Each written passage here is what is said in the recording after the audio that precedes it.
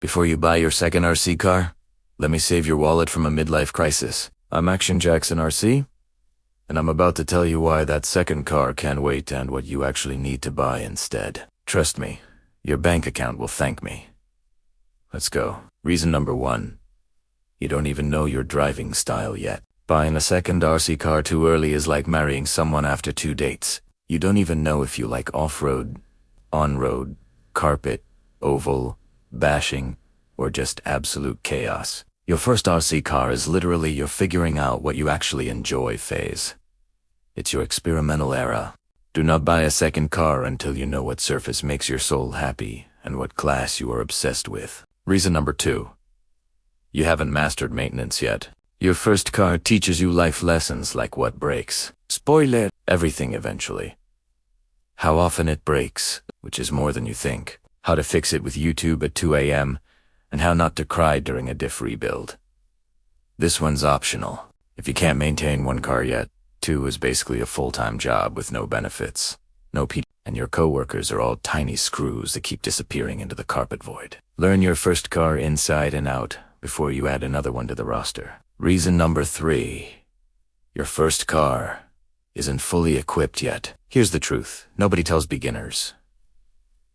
You don't need another car. You need the stuff that makes the car actually work and win. Because once you get out of the novice or beginner class, it's not about the car anymore, it's about the accessories.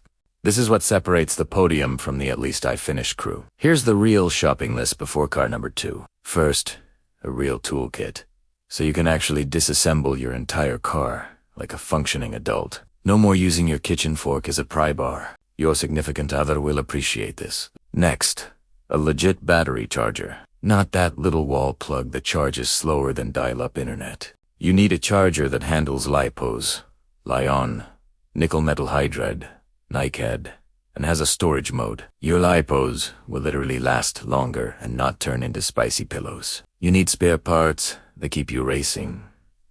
Shock caps, shock spacers, arm C-hubs, spur gears, and body clips. You will lose body clips. They're like socks in the dryer, but worse because they're expensive. Then, tires to match your surface. Carpet tires for carpet. Dirt tires for dirt. Asphalt tires for asphalt. If your tires don't match the surface, you're basically skating out there on Crocs. It's a fashion disaster and a performance disaster. Let's talk tire dope, traction compound. Everyone at the track uses it. If your tires aren't properly sauced, you're just there for the vibes and scenery. This is where winning actually starts. Get right height, camber, and toe gauges. These are the difference between yo, I'm fast today, and why does my car handle like a wet tortilla? Tuning is everything past beginner class. You'll need a battery checker or tester, because guessing your voltage is how LiPos meet tragic, puffed up deaths. RIP to all the batteries lost to negligence. You need shock oils in multiple weights. You need light, medium, heavy not one crusty bottle you bought in 2009 that's basically petroleum jelly now. Get a race bag or a pit bag. If you've been racing more than 2 weeks and don't own a pit bag, your life is actual chaos. Your tools are in 3 different bags. Your batteries are in your car, and you're having a bad time.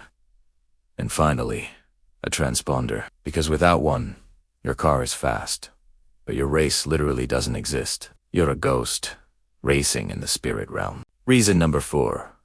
Upgrading your first car is always cheaper than buying another one. Beginners think a second car will fix their problems, but 90% of the time, it's the tires, setup, or tools, not the car. The car is innocent. These upgrades turn your first car into an absolute beast. A good servo, a better charger, proper tires, quality batteries, shock oil, tuning, correct ride height, front toe adjustment, camber setup, tire sauce, and good tools. All of this costs way less than another $400 to $600 car. And honestly, it'll make you faster than someone with 5 stock cars. Don't buy your second car because of hype or FOMO.